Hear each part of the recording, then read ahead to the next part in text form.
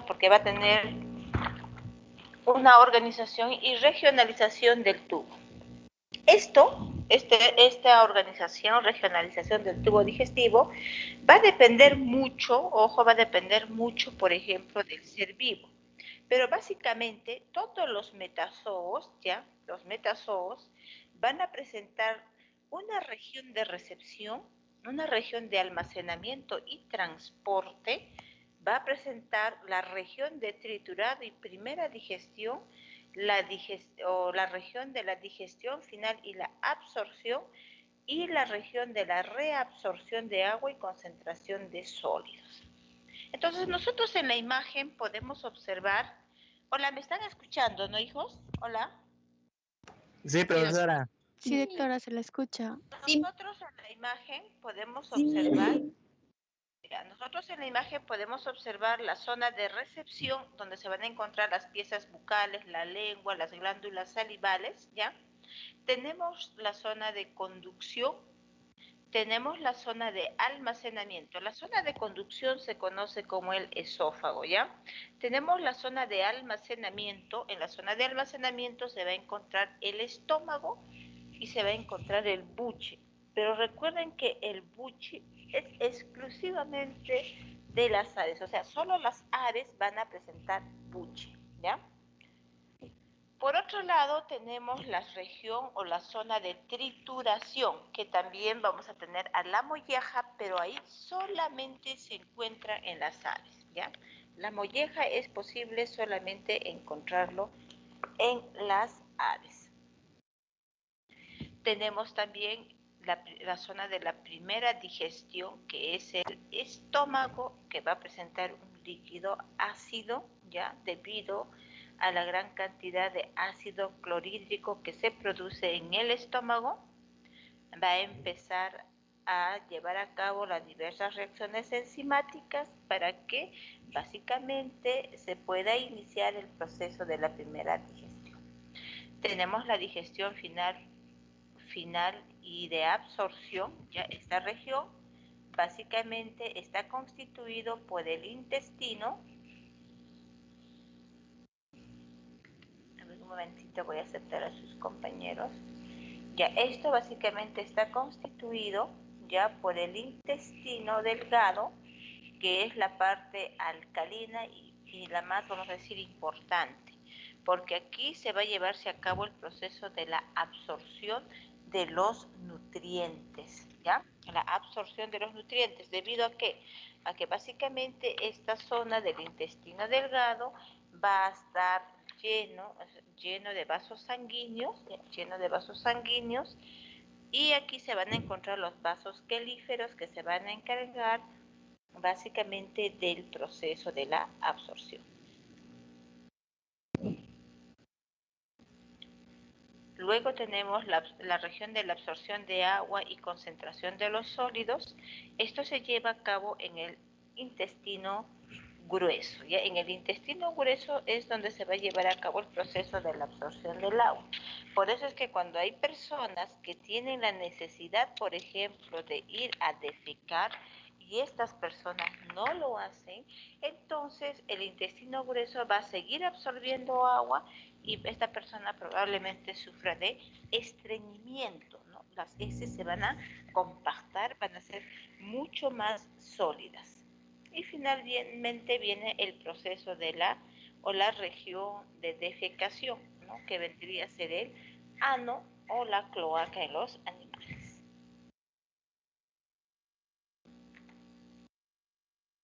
Entonces, cuando nosotros hablamos de los diversos procesos que se encuentran en el paso de los alimentos a lo largo del tracto digestivo, les decía que tenemos los movimientos, ¿no?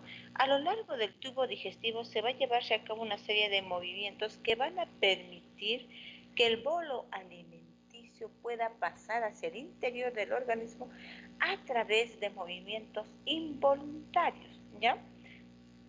Estamos hablando de los movimientos peristálticos, ¿ya? O peristálticos. Aquí podemos observar, por ejemplo, el esófago. Por favor, me confirman si están viendo mi cursor. Podemos observar acá la figura animada, por ejemplo, del esófago, que a través del proceso del peristaltismo permite que vaya pasando el bolo alimenticio en una sola dirección, ya como podemos observar en ambas imágenes. ¿Sí queda claro esta parte?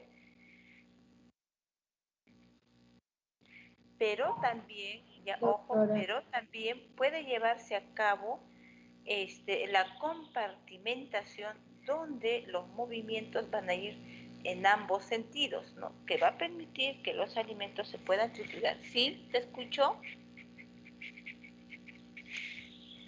Hola. ¿Quería hablar, señorita?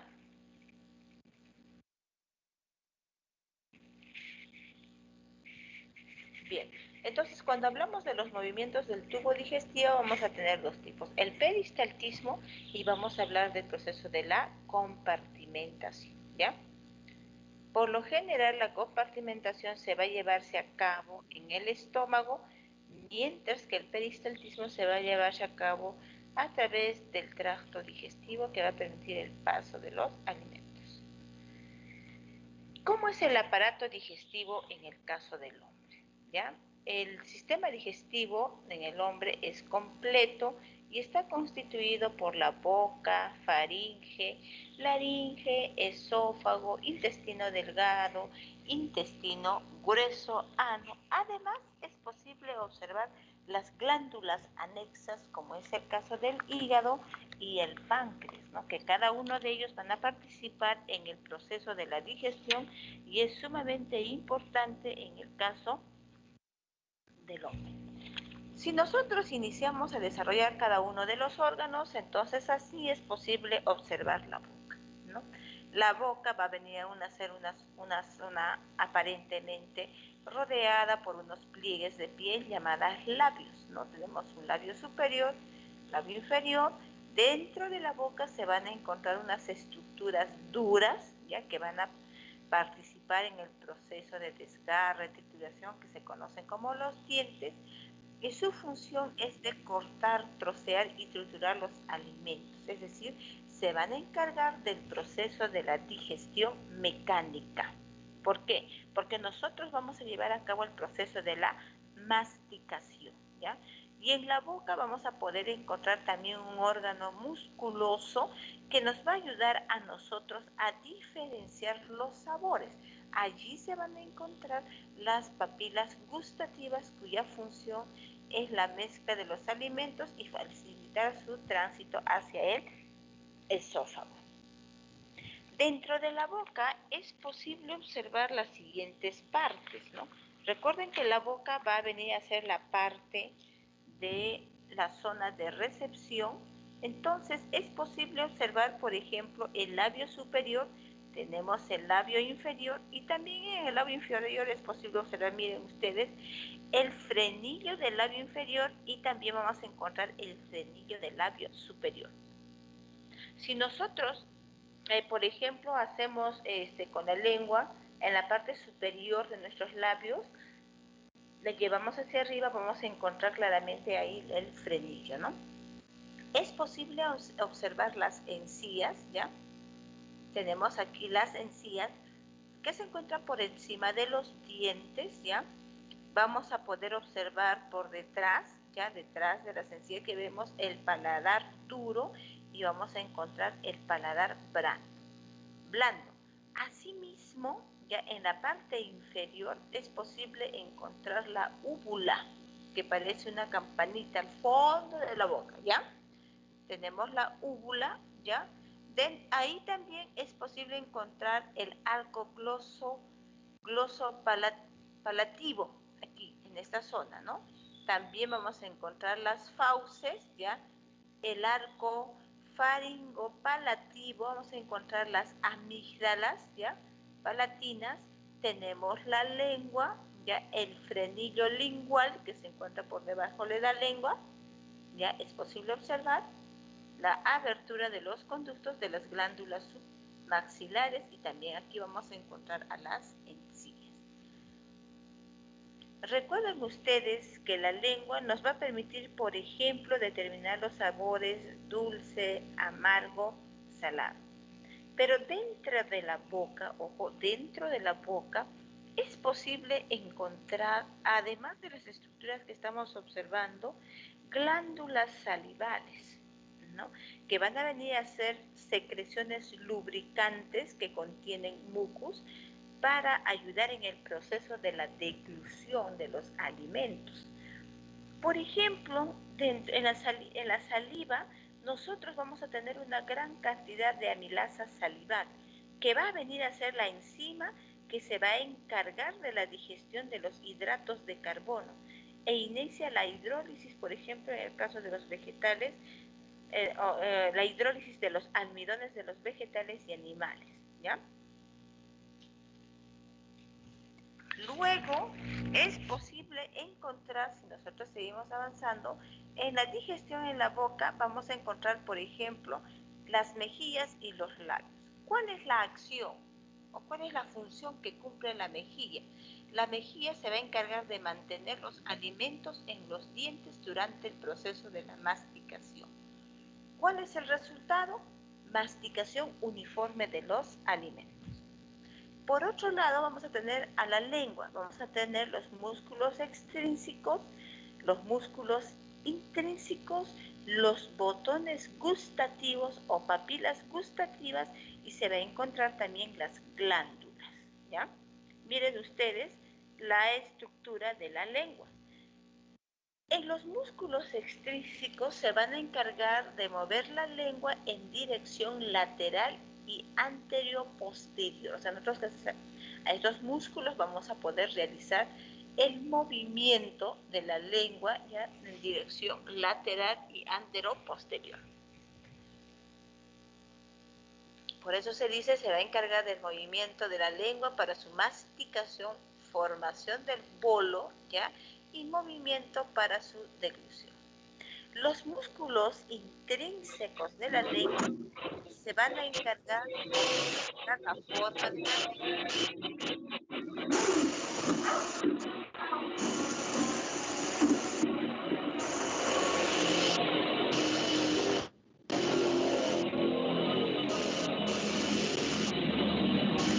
A ver, Compañero, no, apágalo, por favor. Disculpe, Miss.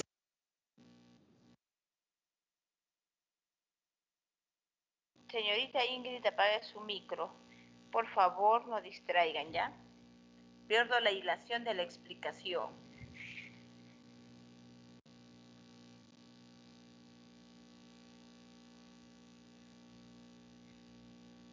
Bien, estábamos hablando entonces de la lengua. También vamos a tener, miren, les decía, los músculos intrínsecos de la lengua que se van a encargar de modificar la forma de la lengua durante el proceso de la deglución y en el proceso cuando nosotros estamos hablando, conversando, ¿ya? Tenemos los botones gustativos o papilas gustativas. En algunos textos lo van a encontrar como botones y en otros como papilas gustativas, ¿no? Estas van a actuar como receptores para los estímulos gustativos. Ya la estimulación de la saliva a través de los impulsos nerviosos, ¿no? Se va a encargar de que se produzca la saliva. Tenemos las glándulas que secretan la lipasa lingual, ya la lipasa lingual, que se van a encargar de la conversión de los triglicéridos presentes en el estómago en ácidos grasos y monoglicéridos. Y tenemos las glándulas bucales que van a secretar saliva, que se van a encargar de humedecer ya gracias a la producción de la mucosa de la boca y la faringe. Y luego vamos a tener a las glándulas salivales, ¿no? Se van a encargar de secretar saliva, humedeciendo la mucosa de la boca, la faringe. Ahí vamos a encontrar la amilasa salival que se va a encargar de la degradación de los polisacáridos en fragmentos pequeños. Por eso se dice que los carbohidratos o los polisacáridos inician el proceso de la digestión en la boca. Y tenemos los dientes que se van a encargar de desgarrar y triturar los alimentos. Es decir, se van a encargar de la reducción de los alimentos sólidos en pequeñas partículas para que así se pueda deglutir, ¿no? De una manera sencilla. Por ejemplo, si nosotros cogemos un trozo de carne, tenemos que necesariamente masticarlo, porque si no logramos ese proceso de masticación, convertirlo en pequeñas partículas, básicamente podemos llegar inclusive a atorarnos, ¿no? Las acciones digestivas en el caso de la faringe y el esófago, ¿no? En la faringe tenemos la fase faríngea de la deglución y la relajación del esfínter esofágico superior. En la fase faríngea de la deglución se desplaza el bolo alimenticio desde la orofaringe, ¿ya?, o laringofaringe hasta el esófago y cierra las vías aéreas. Y la relajación del esfínter esofágico superior va a permitir la entrada del bolo desde la laringofaringe hacia el esófago, para que éste siga transportando el bolo alimenticio a través del peristaltismo, ¿ya? Luego tenemos al esófago, que es la fase esofágica de la deglución, donde se lleva a cabo el proceso de los movimientos peristálticos, como hemos observado en la imagen anterior, que va a permitir, ¿no?, la entrada del bolo alimenticio hacia el estómago, ¿no?, porque se va a encargar, por ejemplo, de propulsar el bolo por el esófago en dirección inferior, va a hacer que pase hacia la parte inferior, y también ahí se va a llevarse a cabo el proceso de la secreción de mucus, que se va a encargar de lubricar el esófago, permitiendo el pase suave del bolo alimenticio. En todo lo que es el tracto digestivo es sumamente importante la producción del mucus, porque si hubiese deficiencia de producción de mucus, los alimentos conllevarían al proceso de la desgarración del tracto digestivo, de tal manera que conlleva a que nosotros podemos tener ciertos problemas, generándonos heridas hasta infecciones. En el estómago vamos a tener la mucosa, pero dentro del estómago es posible encontrar a las células principales, que se conocen como las células zimógenas, que se van a encargar de secretar el pepsinógeno, que se va a encargar de producir ya a la pepsina, ya porque es una enzima digestiva. Tenemos la lipasa gástrica, que se va a encargar de degradar los triglicéridos de cadena corta. Por otro lado, tenemos a las células parietales oxínticas, ¿ya?, que van a venir a ser un grupo de células que se van a encargar de secretar el ácido clorhídrico. ¿Por qué producen ácido clorhídrico? Porque nosotros necesitamos que si ingresaba algún tipo de microorganismo junto con los alimentos, entonces estos se van a encargar de destruir a los microbios presentes en los alimentos. El ácido clorhídrico se va a encargar de desnaturalizar las proteínas, transformar el pepsinógeno que ha sido producido por las células zimógenas en pepsina. ¿Estamos de acuerdo? Lo produce en pepsina, ¿para qué? Para que pueda digerir las proteínas en péptidos. Se va a encargar de inhibir ya la secreción de la gastrina y va a estimular la secreción de la secretina y la colecistocina. Más adelante hay una imagen que les voy a explicar claramente cómo van a actuar. Tenemos las células mucosas, que van a producir el factor intrínseco, que es sumamente importante para la absorción de la vitamina B12, ¿no?, imprescindible para la formación de los eritrocitos. Ojo, esto es sumamente importante, no se olvide, ¿ya? Tenemos la secreción del moco, que va a formar una barrera protectora que evita la destrucción de la pared del estómago.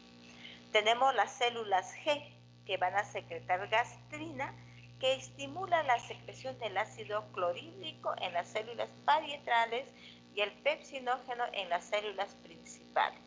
Contrae el esfínter esofágico inferior y aumenta la motilidad gástrica, relajando el esfínter pilórico. Tenemos el muscular externo, que son ondas de mezclado de peristaltismo, que se van a encargar de macerar el alimento, es decir, van a mezclar todo el alimento como una especie de de la licuadora, ¿no?, todo el alimento con el jugo gástrico, y van a encargar de transformar el alimento en quimo, van a impulsar este quimo a través del esfínter pilórico. ¿Para qué? Para que pueda pasar a la primera porción del intestino delgado, que se conoce como el duodeno. El esfínter pilórico se abre para permitir el paso del quimo al duodeno, ¿no? Regula el paso del quimo desde el estómago al duodeno y evita el reflujo del quimo desde el duodeno al estómago. Es decir, una vez que los alimentos van a salir, es decir, ¿no? va a salir del estómago hacia el intestino, tiene que continuar su trayecto. Estas no pueden retornar nuevamente. ¿Cuáles son las principales hormonas que van a participar en el proceso o van a controlar los procesos digestivos? Dentro de las hormonas que se van a encargar del proceso digestivo, se va a encontrarse la gastrina, tenemos el PIP, que se conoce como el péptido inhibidor gástrico, tenemos a la secretina y a la colecistocina, ¿no? Estas van a venir a ser las principales hormonas que se van a producir en el proceso digestivo. La gastrina es una mucosa del antro pilórico y pequeña cantidad en la mucosa intestinal. El estímulo se van a encargar de la distensión del estómago, presencia de proteínas parcialmente digeridas y la cafeína en el estómago y un pH alto en el quimo gástrico. ¿Cuál es la función que van a cumplir? Se van a encargar de promover la secreción del jugo gástrico, van a aumentar la motilidad gástrica, van a promover el crecimiento de la mucosa gástrica y se van a encargar de constreñir el esfínter esofágico inferior y relaja el esfínter pilórico ileocecal. Tenemos el péptido inhibidor gástrico, ya que es la mucosa intestinal, que es la entrada de ácidos grasos y glucosa en el intestino delgado. Estimula la liberación de insulina por de las células beta del páncreas, ya inhibe la secreción del jugo gástrico y retarda el vaciado gástrico.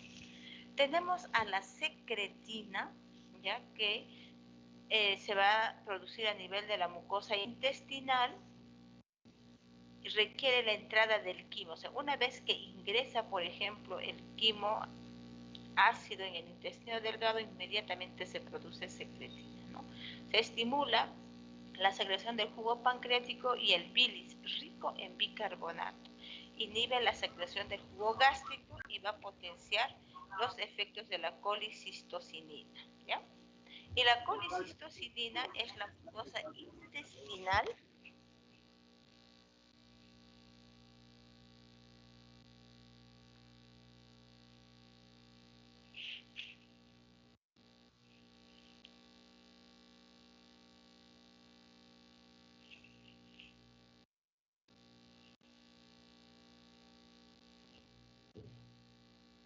Les decía que la colicistocinina, ya esto se va a producir en la mucosa intestinal y en el cerebro.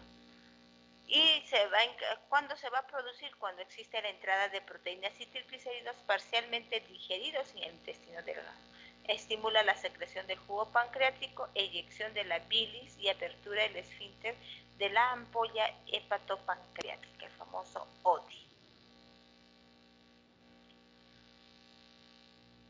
Asimismo, tenemos otras enzimas como en la saliva, la amilasa salival, que se producen en las glándulas salivales, gracias a que básicamente al almidón, y se va a encargar de actuar sobre el almidón y va a producir maltosa, maltotriose y dextrinas. La lipasa lingual se produce en las glándulas linguales, va a actuar sobre los triglicéridos y otros lípidos, convirtiéndoles en ácidos grasos y monoglicéridos. Tenemos el jugo gástrico, ya que se va a producir la pepsina. Esto se va a producir a través de las células simógenas, debido a que, porque estas tienen que actuar sobre las proteínas y van a producir los péptidos. En el jugo gástrico es posible observar la amilasa pancreática. Esta amilasa pancreática va a actuar sobre los almidones y los va a convertir en maltosa y maltotriose. La tripsina va a actuar sobre las proteínas y va a hacer que estas proteínas se conviertan en péptidos, es decir, los van a ir desfragmentando. La tripsina se va a producir en las células acinares, también va a actuar sobre las proteínas y los va a convertir en péptidos. Las carbopeptidasas, ya que se van a producir en el páncreas, estas van a actuar directamente sobre los aminoácidos, convirtiéndolos en péptidos, y aminoácidos los van a ir separando. La lipasa pancreática va a actuar sobre los triglicéridos, va a convertirlos en alcohol y ácidos grasos. Las nucleasas van a actuar sobre los ácidos nucleicos y va a convertir los ácidos nucleicos en nucleótidos, ¿no? Y tenemos en el borde del cepillo la maltasa, sacarasa, lactasa, peptidasas, nucleosidasas y fosfatasas que se van a producir a nivel del intestino delgado. La maltasa va a actuar sobre la maltosa y va a producir glucosa. La sacarasa va a actuar sobre la sacarosa y va a producir glucosa y fructosa. La lactasa es la enzima que va a actuar sobre la lactosa y va a producir glucosa y galactosa. Las peptidasas van a producir aminoácidos, va a actuar sobre los aminoácidos y estos van a desfragmentar los aminoácidos en péptidos y aminoácidos.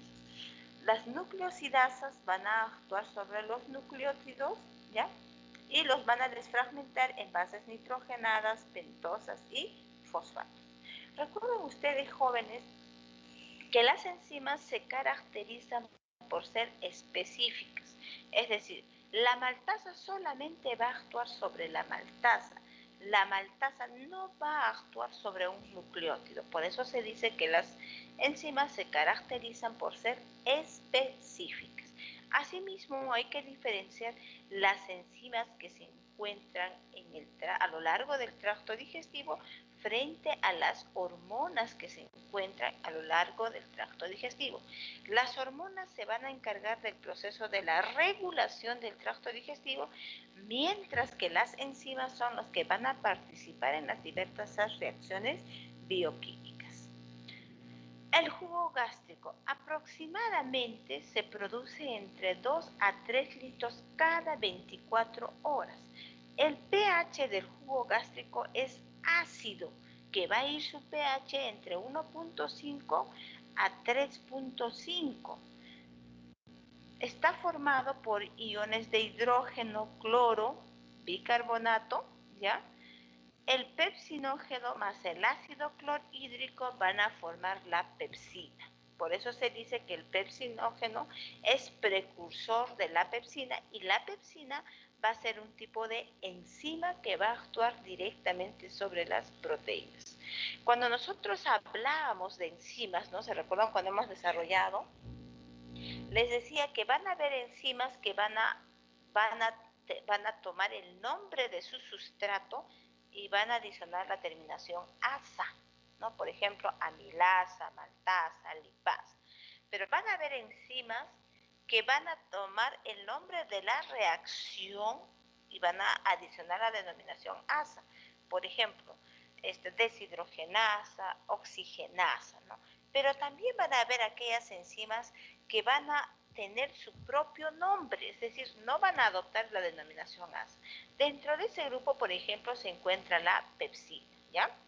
Tenemos el factor intrínseco, es fundamental porque va a permitir la producción de la vitamina B12. La vitamina B12 es muy, muy importante en el hombre porque te permite la absorción de los nutrientes. El jugo intestinal, ojo, hemos hablado del jugo gástrico, es decir, lo que se produce en el estómago. Estamos hablando ahora del jugo intestinal. Se va a producir entre 1800 a 2500 centímetros cúbicos cada 24 horas. El pH es alcalino. No, miren ustedes, el pH del jugo gástrico era ácido, pero en el caso del jugo intestinal va a ser alcalino, que va de 7.1 a 8.2. Se caracteriza porque está formado por agua y iones y enzimas como las enteroquinasas, disacaridasas como la lactasa, maltasa, sacarasa, las peptidasas y las nucleasas. Por otro lado, tenemos el jugo gástrico, ya, que se caracteriza porque se va a producir entre 1200 a 1500 centímetros cúbicos cada 24 horas. De igual manera presenta un pH alcalino que va de 7.1 a 8.4 y está formado por iones de agua y bicarbonato más enzimas como las tripsinas, quimiotripsinas, la procarboxipolipeptidasas, la amirasa pancreática y la lipasa pancreática. Tenemos la bilis, que se va a producir entre 800 a 1000 centímetros cúbicos por 24 horas. El pH también es alcalino, que va de 7.6 a 8.6. Está constituido por agua, iones, sales biliares, colesterol, lecitina y la bilirrubina. Son los componentes esenciales de la bilis. Entonces nosotros aquí podemos observar en la presente imagen, ya, vamos a observar el aparato gastrointestinal del hombre, donde podemos observar nosotros la cavidad oral, pero dentro de la cavidad oral es posible observar las glándulas salivales, ya, donde tenemos a las glándulas, miren ustedes aquí en la parte inferior, estas van a ser las glándulas parótidas, ya aquí miren ustedes, tenemos las glándulas parótidas, tenemos asimismo, tenemos las glándulas sublinguales, ya aquí están, estas son las glándulas sublinguales, ¿no? Y vamos a tener las glándulas auxiliares. ¿Está claro? Por favor, ¿me escuchan? ¿Me están entendiendo? Hola. Sí, doctora. Sí, doctora. Diferencien bien, tenemos dentro de las glándulas salivales, tenemos tres, las parótidas, las submaxilares y las sublinguales.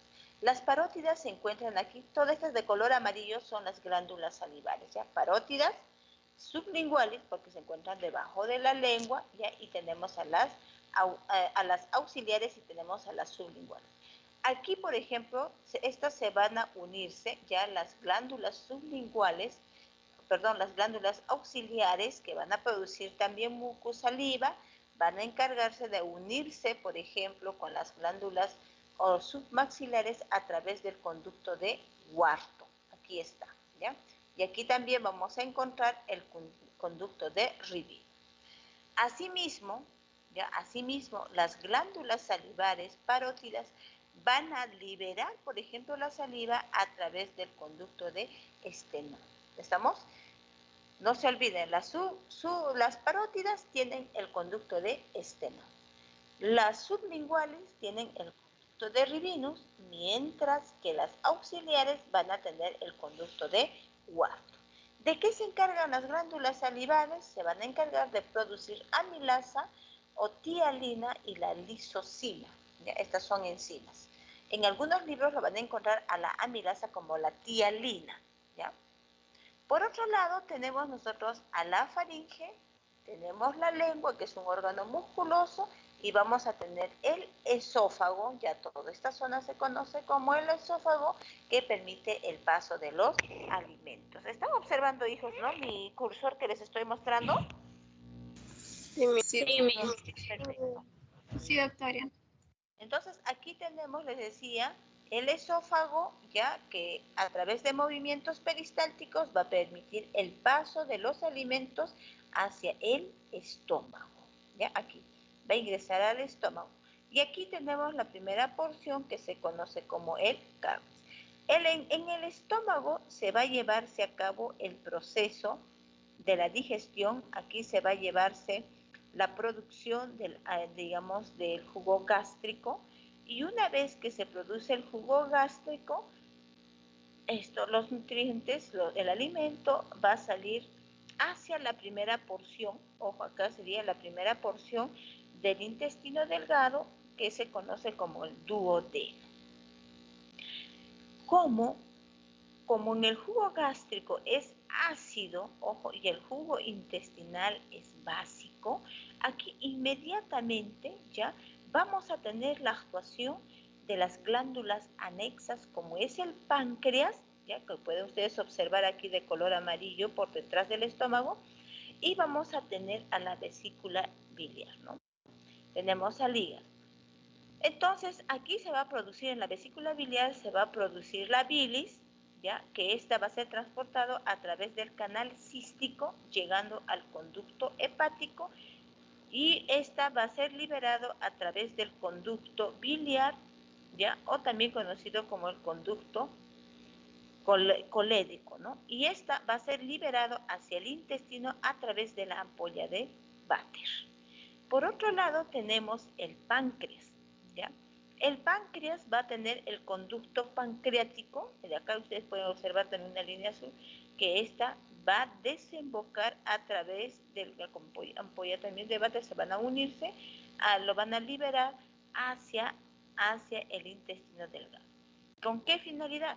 Con la finalidad de que terminen el proceso de la digestión de los alimentos que han sido digeridos, han sido liquificados en el estómago, ¿no? Para que a lo largo del intestino delgado, como ustedes pueden observar, nosotros tenemos una gran porción de intestino delgado, se lleve a cabo el proceso de la absorción de los nutrientes.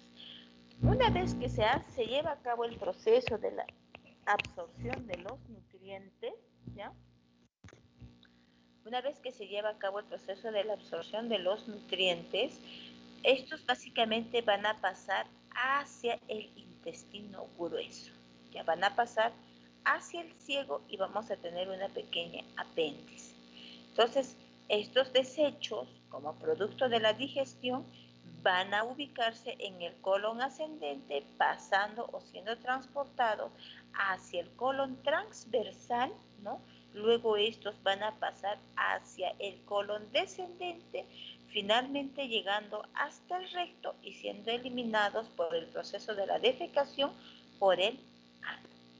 Recuerden que durante este trayecto, se va a llevarse a cabo la absorción de nutrientes y sales minerales, ¿ya? La absorción de nutrientes en sí se va a llevarse a cabo aquí en el intestino delgado. La primera porción donde se lleva a cabo el proceso de la absorción va a ser en el duodeno, que es parte del intestino delgado. Como también se va a llevarse a cabo, va a continuar la absorción en el ileum, ¿no? Que es otra parte del intestino delgado. ¿Qué sucede? Muchas personas van a presentar problemas en el proceso del tránsito intestinal. O sea, los movimientos intestinales no van a permitir que las personas puedan, digamos, eliminar los desechos como producto del metabolismo al exterior con facilidad. Lo ideal es que nosotros defequemos 3 veces, así como desayunamos, ¿no? Después del desayuno, después del almuerzo y después de la cena, ¿no? Es lo normal. Sin embargo, a veces solamente defecamos una vez al día, o a veces se defeca, pues, una vez a la semana, ¿no? Ay, profesora, tengo dificultades, me dice, ¿no? ¿Qué ha sucedido? Está sufriendo un proceso de estreñimiento, ¿ya? Bien, ahí por ejemplo en la imagen podemos observar nosotros cómo ingresan los alimentos, se forma el bolo alimenticio y va pasando hacia el interior del tracto digestivo, va pasando a través del esófago, ¿no? Con movimientos peristálticos, o sea, los movimientos peristálticos son los que van a permitir el paso. Hacia el estómago, en el estómago se va a llevarse a cabo el proceso de la liquificación, ¿no?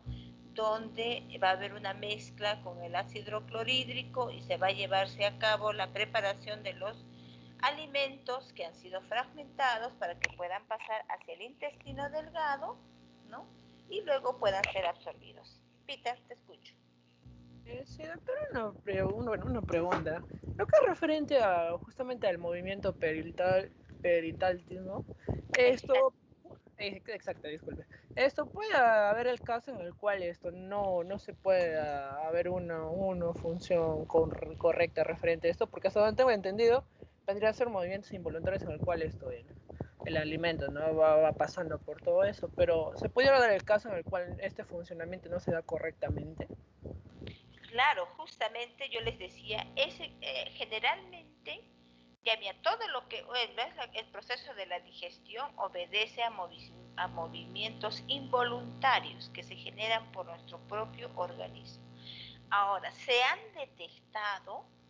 detectado problemas de tránsito intestinal, o sea, no tanto en el esófago, más se ha observado este problema a nivel del tracto intestinal, o sea, en los intestinos, sobre todo en el intestino grueso, ¿ya? Este tipo de tránsito se ve alterado, uno puede ser por el parasitismo, cuando las personas están parasitadas, van a encontrarse a lo largo del tracto digestivo, entonces van a obstruir que los alimentos puedan ser transportados con suma facilidad. Porque recuerden, por ejemplo, si nosotros somos portadores de tenias, como Echinococcus granulosus, podría ser, ya que es la tenia del perro, como tenemos perrito en casa, no hay una buena higiene, entonces estas tenias tienen en su cabeza como una especie de ganchos que se van a adherir, ojo, son difíciles de eliminar, se van a adherir fuertemente en la pared del intestino, ¿ya? Entonces van a conllevar a una digestión, a un movimiento inadecuado, van a ir atrofiando, ¿me entienden? Asimismo, pueden haber, por ejemplo, en el intestino delgado ciertas amebas que van a ir deteriorando el intestino cada vez que va habiendo infecciones. Entonces, poco a poco se va atrofiándose y el paciente va a empezar a tener problemas de tránsito intestinal. Y ojo que cuando esto no es tratado, porque se tiene que hacer una limpieza, sucede que poco a poco parte del intestino se va muriendo. He visto casos en los que han llegado a retirar, bueno, la última vez que yo vi, ¿no? Retiraron a un paciente 10 centímetros de su intestino que estaba muerto, ¿no? Ella no era funcional. Entonces, por eso hay que tener bastante cuidado también con el tipo de alimento que consumimos, porque generalmente lo que más afectamos es el colon. Por eso hoy en día nos hablan bastante del cáncer al colon. No sé si ustedes han escuchado hablar.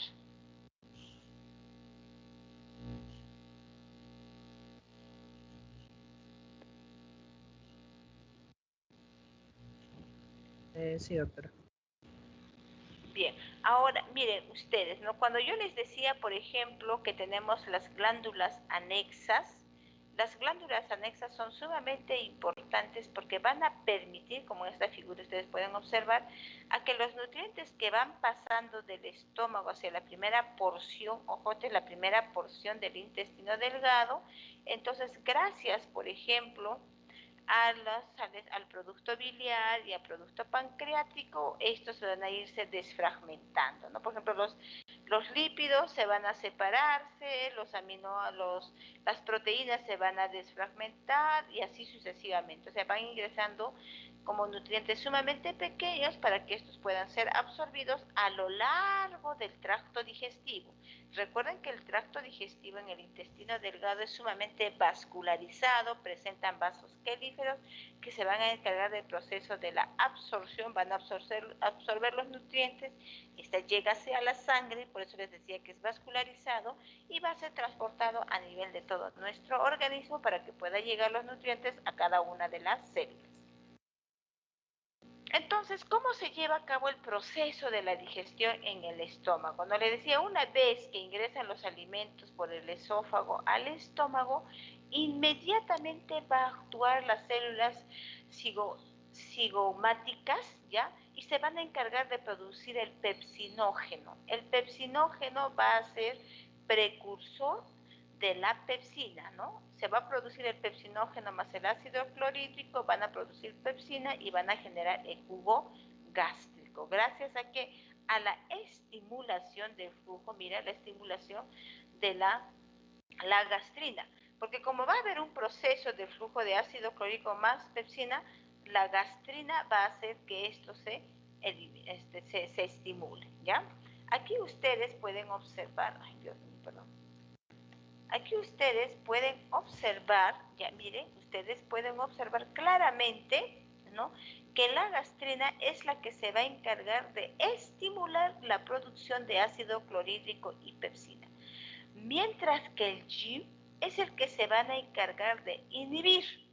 Por eso te observo aquí, te doy signo positivo y negativo, negativo y positivo, ¿no? Entonces se va a encargar de inhibir. ¿Por qué? Porque va a estar pasando, ya aquí está pasando los nutrientes, el alimento que ha sido digerido hacia el intestino delgado. Como ya llegó al intestino delgado, inmediatamente va a inhibir la producción de ácido clorhídrico pepsina en el estómago, porque supuestamente el estómago se está vaciando, ¿ya? Tenemos en la primera porción, esta primera porción del intestino delgado se conoce como el duodeno. Aquí, por ejemplo, es posible observar el páncreas, ya el páncreas con la vesícula biliar van a actuar, ya ¿por qué? Porque la vesícula biliar va a cumplir la función, ¿no?, de emulsionar las grasas, y el pepsinógeno, y en el páncreas se van a producir sustancias que van a ayudar, por ejemplo, a que se produzcan sustancias como el tripsinógeno, amilopepsina, la tripsina, la esteotripsina, que van a ayudar el proceso de la digestión tanto de las grasas, carbohidratos y proteínas que están ingresando del estómago. Entonces, aquí vamos a tener otra hormona. Recuerden ustedes de las hormonas, ¿no? Tenemos a la hormona colicistoquinina, ¿ya? La colicistoquinina, que se va a actuar por la presencia de ácidos grasos, aminoácidos, que son los encargados de neutralizar, ya, la digestión y el timo. ¿Qué va a suceder? Como existe acá, ¿no?, ya existe presencia de ácidos grasos, entonces va a hacer que aquí la vesícula biliar se contraiga. Ya, se contraiga. Va a hacer que, por ejemplo, exista o reduzca la producción de tripsinógeno, ¿no? Mientras que la secretina ya es la que va a estimular la producción pancreática, es decir, mientras que la colicistocinina va a disminuir la producción de estas sustancias, la secretina va a estimular a que haya mayor cantidad. ¿Con qué finalidad? Con la finalidad de que básicamente se produzca el jugo pancreático y participe en los procesos de digestión de los compuestos que están ingresando del estómago, ¿no? Y bueno, lo decía que el GIP, que es el péptido gástrico inhibidor, que se va a encargar de inhibir la producción de los niveles de ácido clorhídrico aquí, ¿no? Muy bien, gracias. Esto vendría a ser lo referente al aparato gastrointestinal.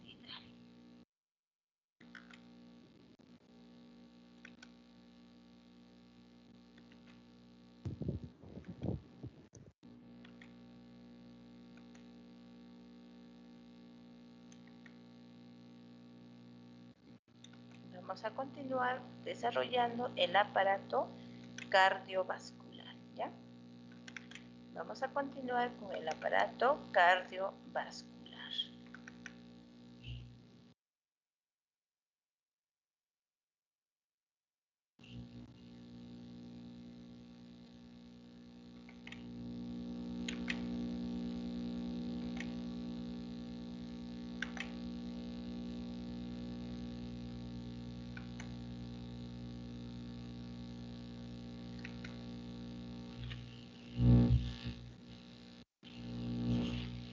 Bien, tenemos entonces el aparato cardiovascular.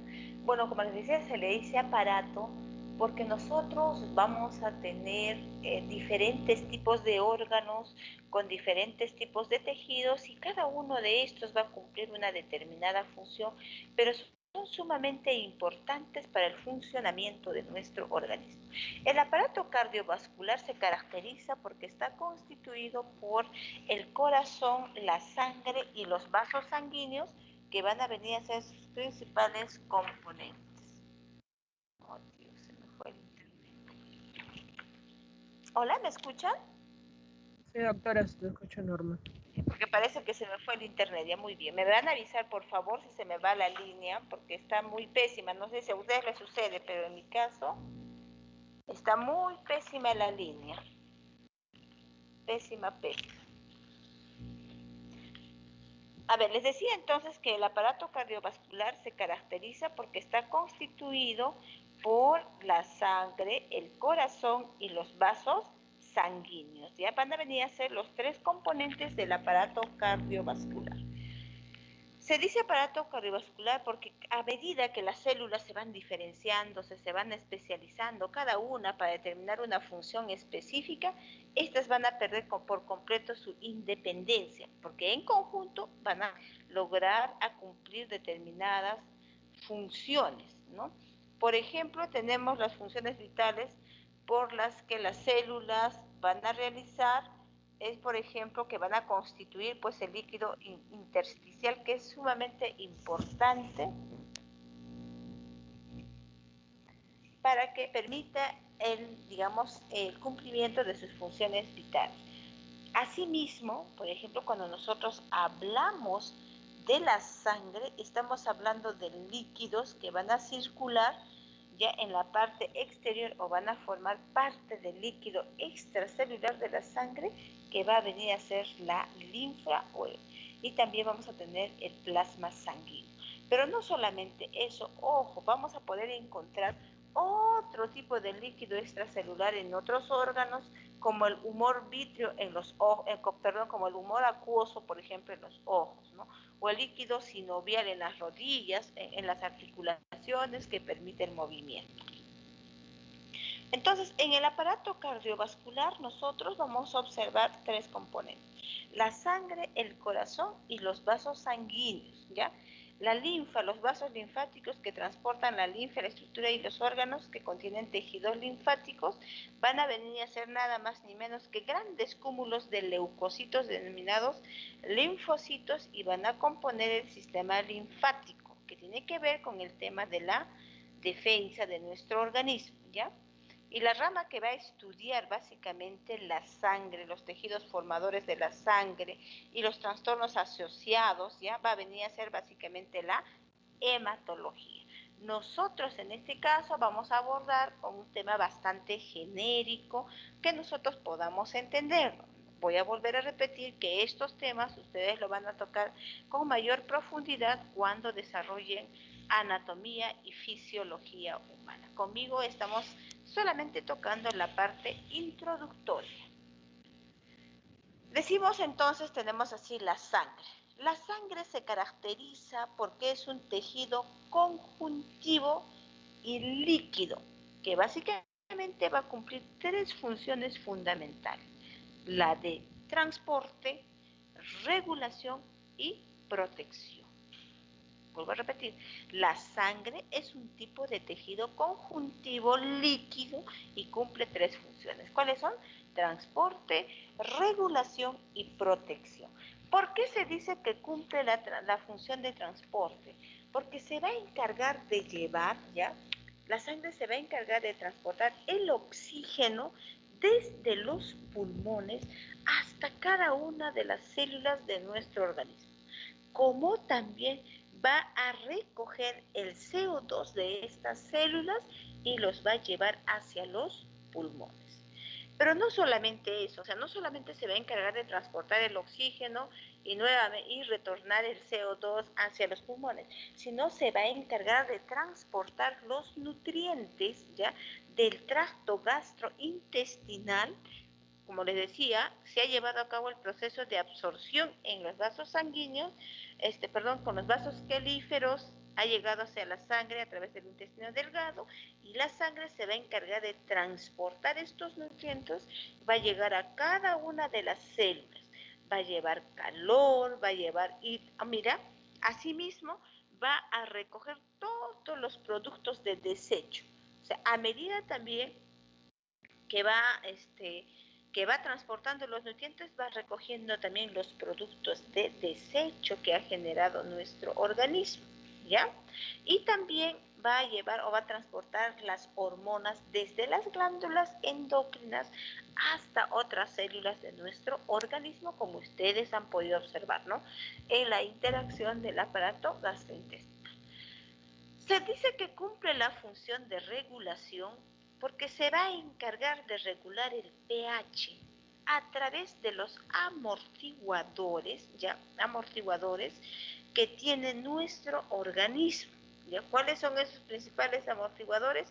El fosfato, el bicarbonato, el proteinato. ¿ya? Van a venir a ser los amortiguadores o sustancias buffers o tampones quienes se van a encargar de regular el pH en nuestro organismo. Asimismo, se va a encargar de controlar la temperatura, es decir, se va a encargar ya de mantener la homeostasis, es decir, puede llevar a cabo el proceso de la absorción de calor o generación de calor y el proceso de refrigeración, ¿ya? A través de que se va a apoyar gracias a nuestra piel, que te va a ayudar a regular.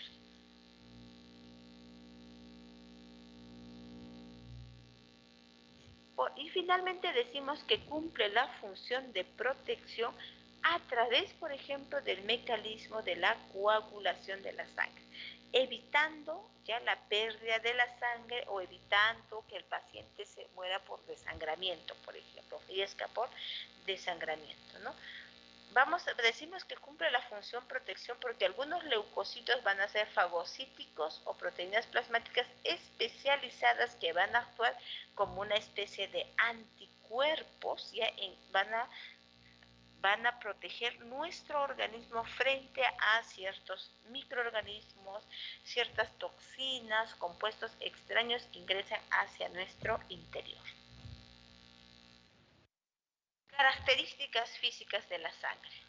Bien, la sangre se caracteriza por ser la más pesada, espesa y viscosa que el agua. ¿Ustedes han visto? ¿Es viscosa? La sangre, ¿no? De repente alguna vez se han hecho un corte, bueno, en mi caso cuando yo era niña, cuando me hacía un corte, lo primero que hacía era llevármelo a la boca. Me cortaba en el dedo, me lo llevaba. Y tiene un sabor medio saladito, ¿no? No sé si a ustedes les ha pasado eso. Yo hablo cuando era niña, ¿no? Y eso cuando mi mamá no me veía, porque si me veía, pues me daba mi chiquita, ¿no? Entonces, la sangre va a ser mucho más pesada y espesa y viscosa que el agua, ¿ya? La velocidad de flujo va a ser menor que el agua. ¿Por qué? Por ser espesa. ¿Estamos de acuerdo? No va a tener esa misma velocidad que la del agua. Ahora, va a tener una temperatura, por ejemplo, más o menos que va a ir a 38 grados centígrados, ¿ya? Va a ser 1 grado más que el de nuestro organismo, es superior a nuestra temperatura corporal, no olviden eso. Nuestra temperatura corporal se encuentra a 37 grados centígrados y la sangre va a tener 1 grado más, o sea, 38 grados centígrados, que es ligeramente superior a nuestra temperatura corporal, ¿no?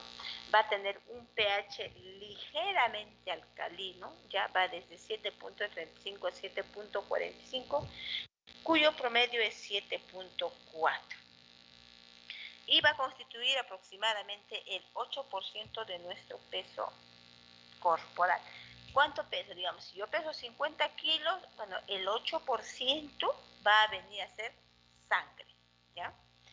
El volumen de la sangre va a ser bastante variable, ¿no? Va a ir, por ejemplo, en el caso de los varones, va desde 5 a 6 litros, mientras que en el caso de las mujeres va de 4 a 5 litros. Esto significa que el varón va a tener más sangre que la mujer, ¿ya? Estamos hablando de un tamaño medio normal, ¿ya? Componentes de la sangre. La sangre se caracteriza porque está constituido ya por el plasma sanguíneo y los elementos formes. El plasma sanguíneo contiene pues albúmina, fibrinógeno, inmunoglobulinas, los lípidos, en este caso que serían las lipoproteínas, ¿ya? Vamos a tener, por ejemplo, los elementos formes. ¿Quiénes son los elementos formes? Van a venir a ser los leucocitos y los eritrocitos. Dentro de los leucocitos vamos a tener dos grupos, los agranulocitos y los granulocitos. Los agranulocitos van a venir a ser los monocitos y los linfocitos, mientras que los granulocitos van a ser los basófilos, neutrófilos y eosinófilos, ¿ya?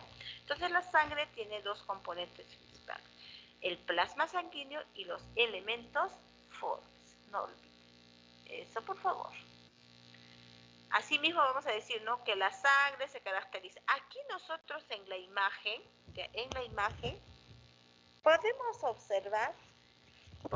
observar nosotros el plasma sanguíneo que es de color amarillo, ¿ya? Y estamos observando los elementos formes aquí. Aquí vamos a poder observar los elementos formes. El plasma sanguíneo también se conoce como el suero sanguíneo. Aquí es posible observar un líquido rico en proteínas, ¿ya? Rico en proteínas. ¿Qué es lo que vamos a encontrar? Puede haber fibrinógeno, inmunoglobulinas, lípidos, hormonas, vitaminas, sales como componentes fundamentales. Vamos a tener a los elementos formes, ya que está aquí. El 1% va a estar entre los leucocitos y plaquetas. Por eso nosotros decimos que nuestro número de glóbulos blancos es inferior al número de glóbulos rojos que tenemos. Por ejemplo, vamos a tener que aproximadamente de total solamente el 1% va a ser leucocitos y plaquetas, y del 42 al 47% van a ser los hematíes, que se conocen también como los glóbulos rojos o eritrocitos. La sangre se recoge con un anticoagulante. Esto, por ejemplo, es cuando yo voy a tomar una muestra sanguínea o sangre a un paciente, lo máximo que yo puedo tomar es 5 mililitros. Si es que yo voy a necesitar el suero sanguíneo para hacer diferentes tipos de pruebas, como el RPR floculación para determinar sífilis, de repente yo voy a determinar salmonella, etcétera, ¿no? Sin embargo, si quiero hacer pruebas rápidas, como el caso de la glucosa, me basta con la sangre capilar, así como lo hemos ido trabajando, ¿no? Para poder hacer, por ejemplo, los análisis, nosotros vamos a llevar a cabo el proceso de la centrifugación, donde vamos a separar los elementos formes del plasma sanguíneo. ¿Con qué vamos a trabajar nosotros para analizar diferentes tipos de enfermedades, microbios que afectan?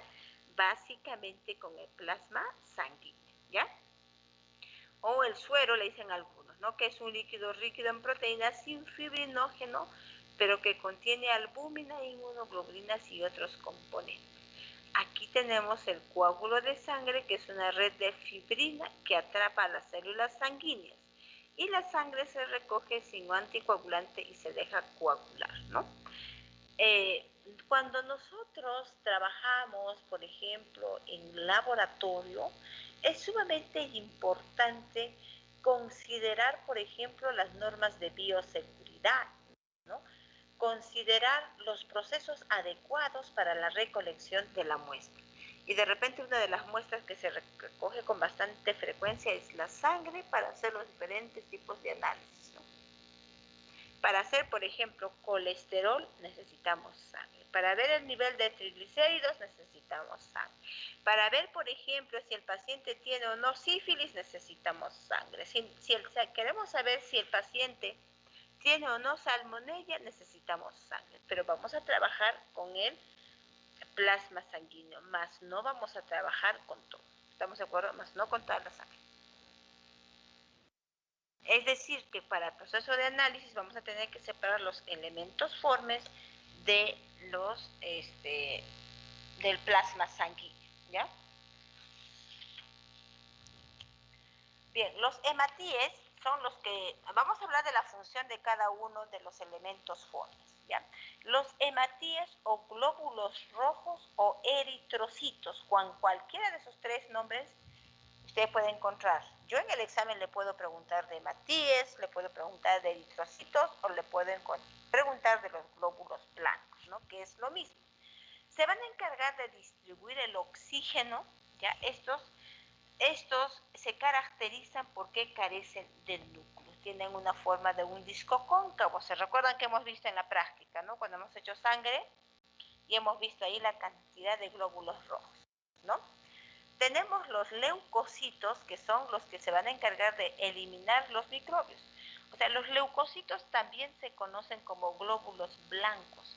Son los que se van a encargar del proceso de la defensa de nuestro organismo, ¿ya? Mira, mientras que en los hematíes vamos a tener aproximadamente 5 millones por milímetro cúbico, En el caso de los leucocitos, solo vamos a tener entre 6 a 8.000 por milímetro cúbico, ¿no? Vean ustedes la diferencia que existe. En el otro vamos a encontrar millones, mientras que los glóbulos blancos es poco, ¿no? Tenemos los trombocitos, también conocidos como las plaquetas. Son los que van a taponar las heridas para evitar la pérdida de la sangre, es decir, se van a encargar rápidamente del proceso de la coagulación. Son fragmentos de células sin núcleo e incoloras. Hay entre los 250.000 por milímetro cúbico. Y finalmente tenemos el plasma sanguíneo, que es el líquido que transporta los nutrientes y las sustancias de desecho en nuestra sangre.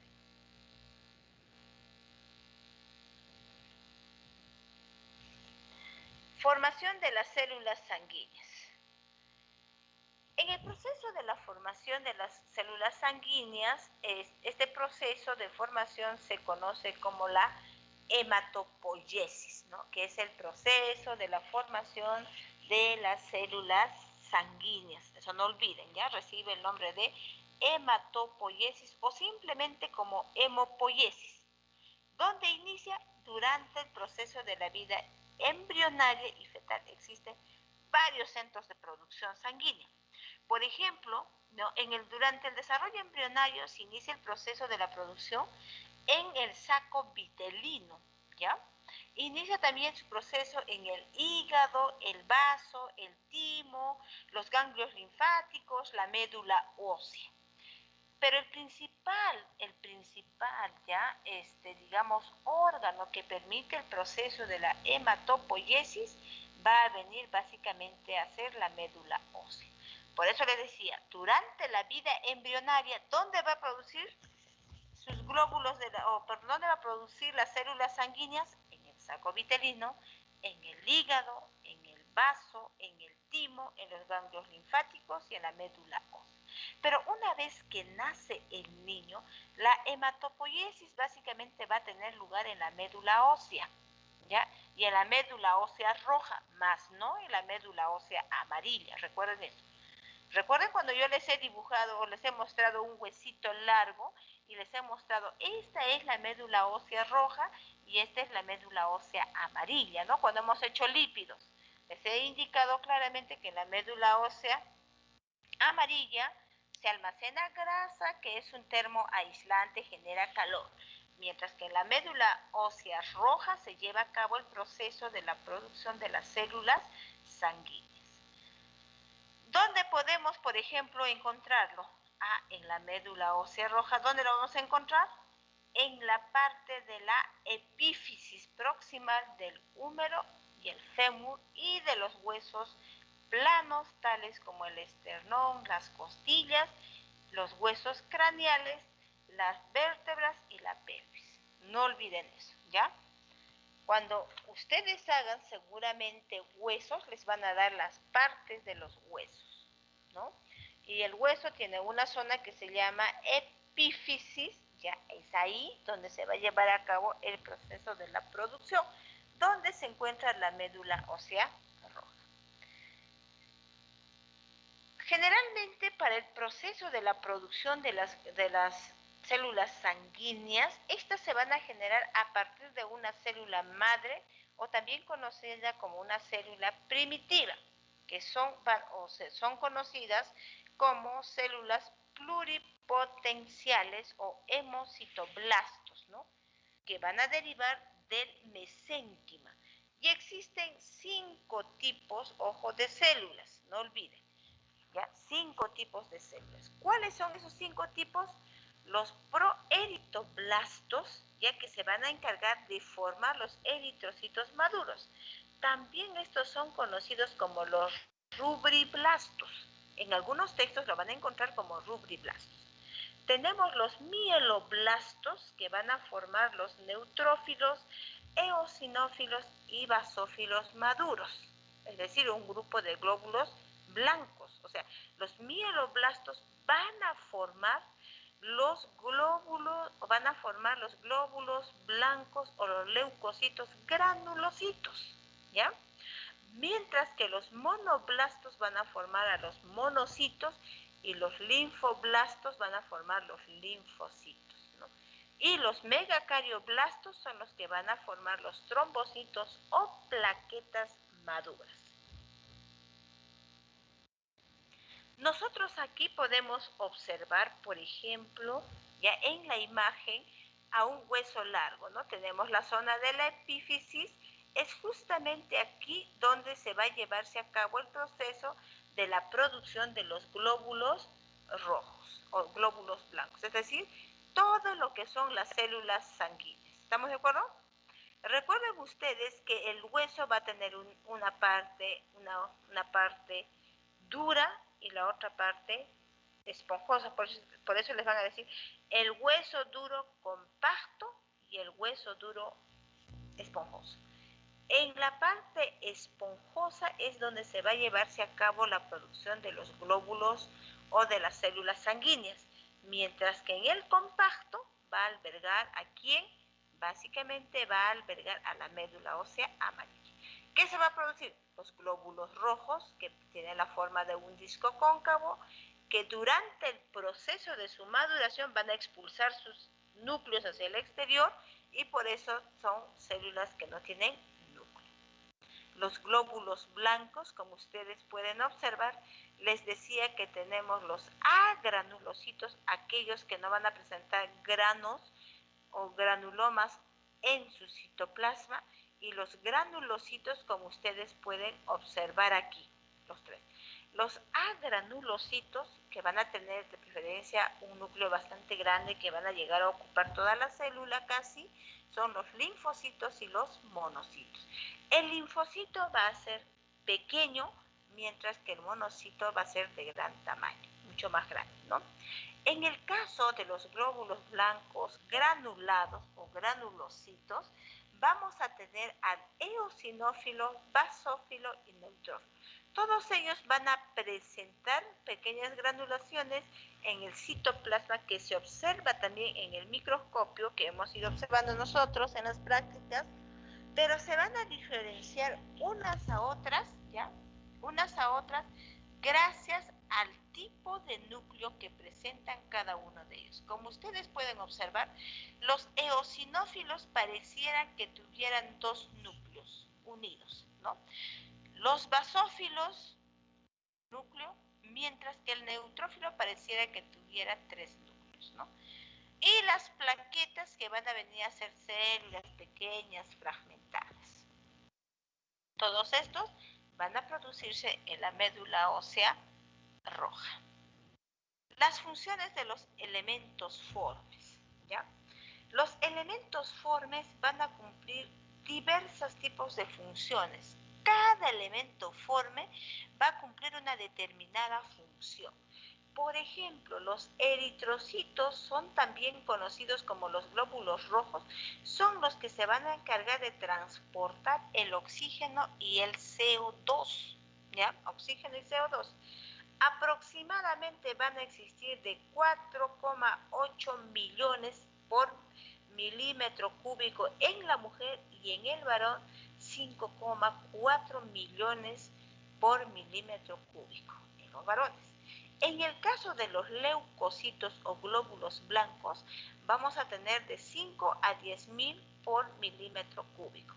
Los neutrófilos, por ejemplo, van a ir de un 60 a 70% del total de los glóbulos blancos.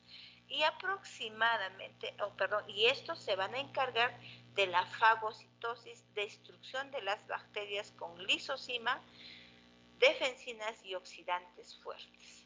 Los eosinófilos van a combatir los efectos de la histamina, ¿no? Es decir, se van a encargar de las reacciones alérgicas, van a fagocitar complejos antígeno-anticuerpo y van a destruir algunos tipos de parásitos. Los basófilos son los que se van a encargar de liberar heparina, histamina y serotonina en las reacciones alérgicas. Como ustedes pueden observar, cada una de las células va a cumplir una determinada función, ¿ya? Dentro de los agranulocitos, o sea, los linfocitos, Vamos a tener dos tipos, los linfocitos B y los linfocitos T. Los linfocitos B se van a transformar en células plasmáticas que secretan anticuerpos, mientras que los linfocitos T son los que van a atacar a los virus invasores, a las células cancerosas y a las células tisulares trasplantadas. En el caso de los monocitos, estos se van a encargar del proceso de la fagocitosis porque van a ser macrófagos móviles, es decir, van a poder movilizarse o simplemente también quedarse fijos. Y finalmente tenemos a los trombocitos o plaquetas que vamos a tener de 250.000 a 400.000 por milímetro cúbico que se van a encargar de la coagulación sanguínea. Como ustedes pueden observar, cada uno de los elementos formes va a cumplir una determinada función en nuestro organismo. La deficiencia de uno u otro puede generarnos diferentes tipos de enfermedades.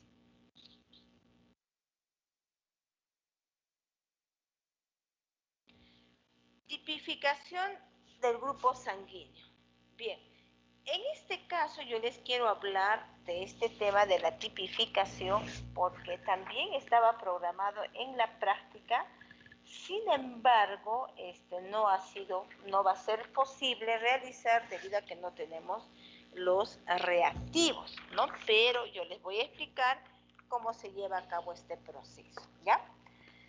Antes de pasar al proceso de la tipificación de la sangre, también es importante observar o determinar, por ejemplo, los constituyentes, por ejemplo, del plasma sanguíneo, ¿no? En la sangre, ¿no? ¿Cuáles son sus constituyentes? Vamos a tener, por ejemplo, el agua que va a venir a ser la porción líquida de la sangre que va a constituir aproximadamente de un 91 a un 92%, ¿ya? Del plasma total y va a actuar como disolvente y medio de suspensión. Asimismo, se va a encargar de absorber y liberar calor. Vamos a tener solutos que constituyen cerca del 8.5% del plasma sanguíneo. Vamos a encontrar proteínas como las albúminas, globulinas, fibrinógeno. Las albúminas son las pequeñas células o proteínas plasmáticas que se van a sintetizar en el hígado y van a ejercer la función de presión osmótica, cuya finalidad va a ser mantener el equilibrio hídrico en la sangre, ¿ya? Asimismo, se va a encargar de regular los volúmenes de la sangre y también va a actuar como proteína de transporte para varias hormonas y esteroides. Las globulinas, ya las globulinas son un grupo de proteínas que pertenecen a los anticuerpos, son los que van a formar las famosas inmunoglobulinas. Y vamos a tener de diferentes tipos, son inmunoglobulinas A, B, G, E, M, ¿no? Por ejemplo, la M es las monoclonales, ¿no? Estas se sintetizan a partir del hígado y por las células plasmáticas derivadas de los linfocitos B. Los anticuerpos se van a encargar de, por ejemplo, combatir los virus como el sarampión, por ejemplo, el virus ahora que del coronavirus, de la hepatitis, de bacterias del tétano, entre otros, ¿ya? Van a haber, por ejemplo, globulinas alfa y beta que van a transportar hierro, grasas, vitaminas liposolubles en la sangre. Y finalmente vamos a tener dentro de las proteínas al fibrinógeno, que se va a encargar del proceso de la coagulación de la sangre. O sea, yo les puedo preguntar en el examen, decir, ¿no? Las albúminas se van a encargar del proceso de la coagulación sanguínea. ¿Será verdadero o falso?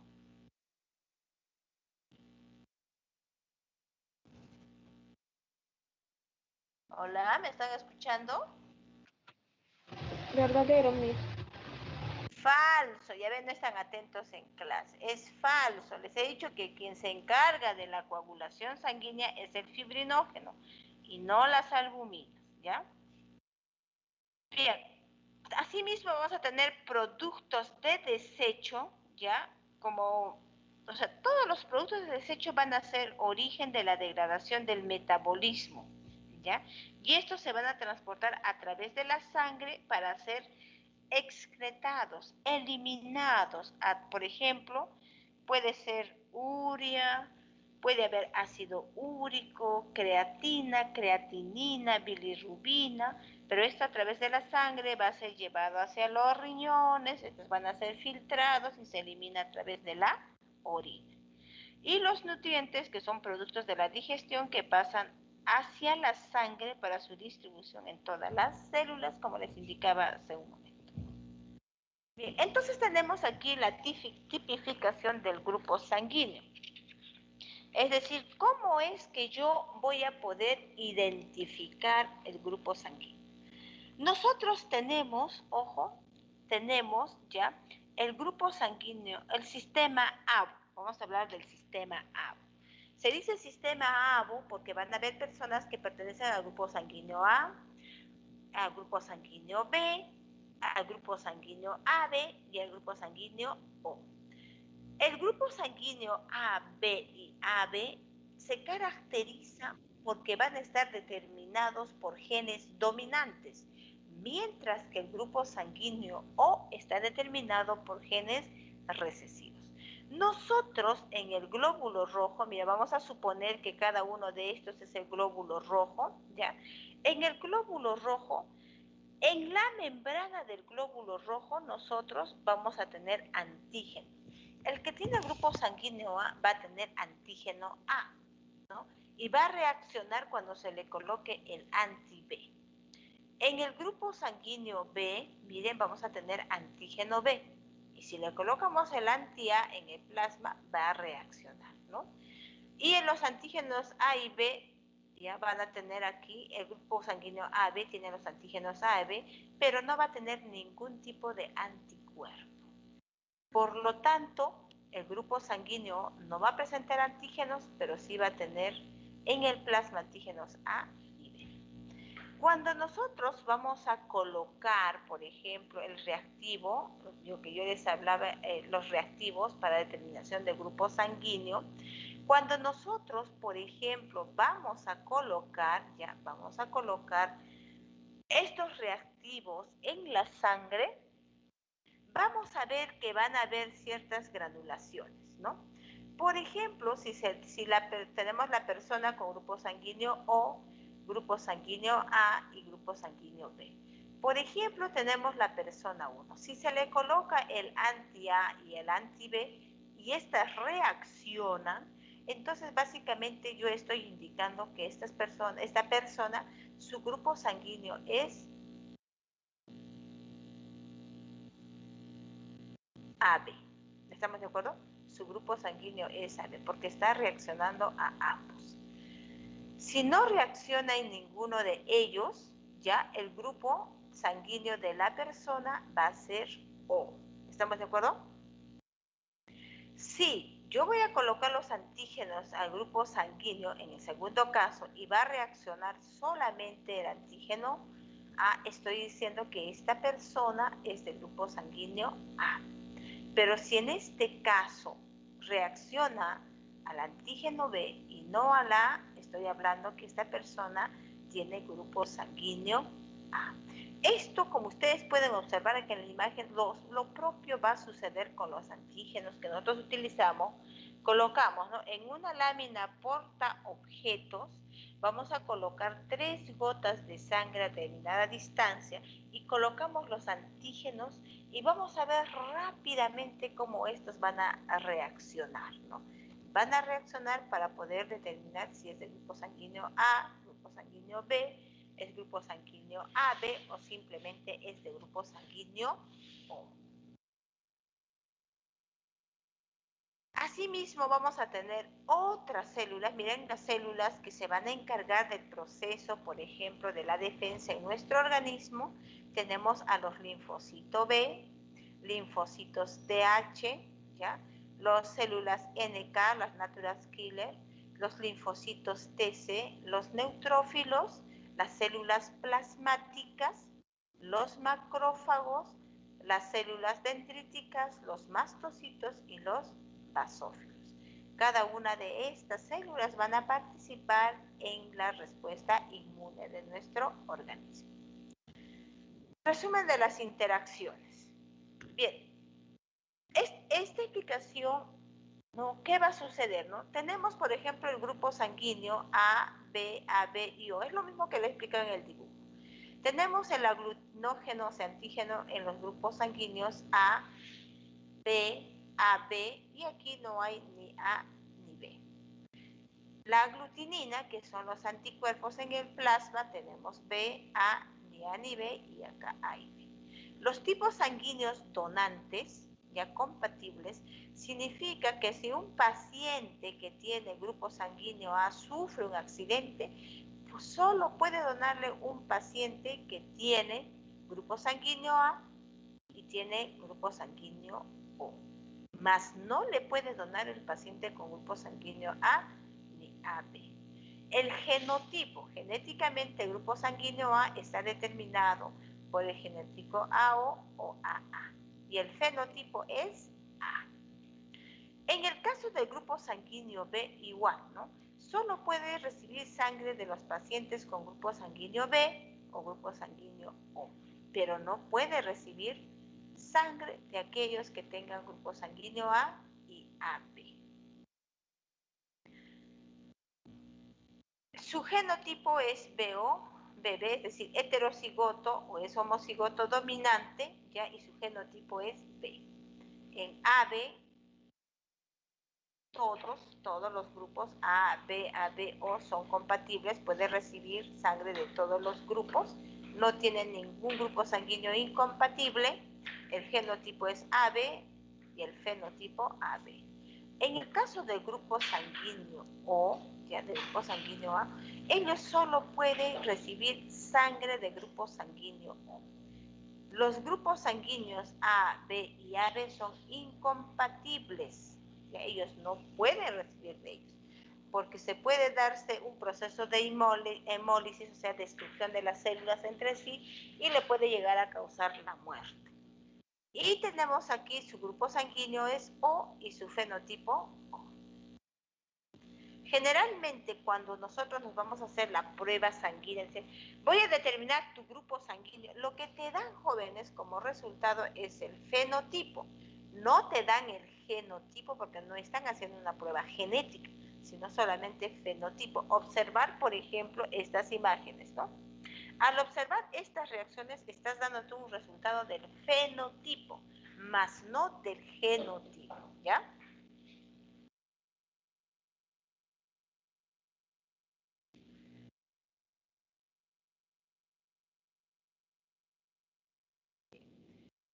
Bien, ahora vamos a pasar al corazón.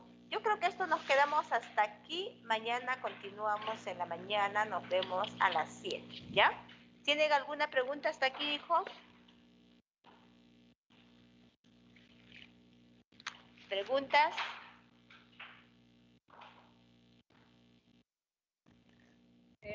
Doctora, sí, disculpe. Sí.